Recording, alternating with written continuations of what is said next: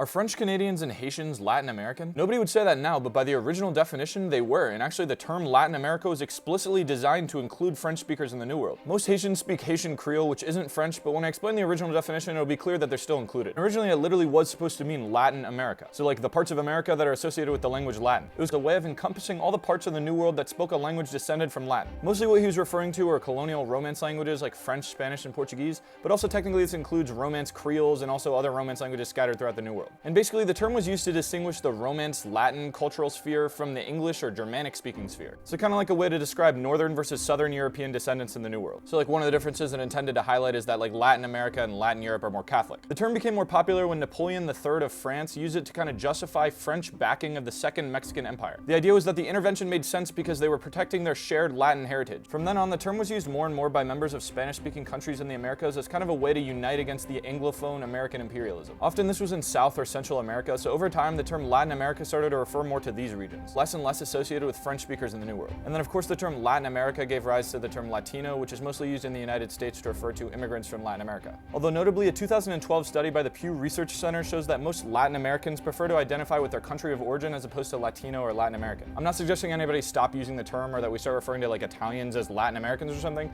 but I did find it interesting to understand the origins of the idea of Latin America. Let me know your thoughts in the comments.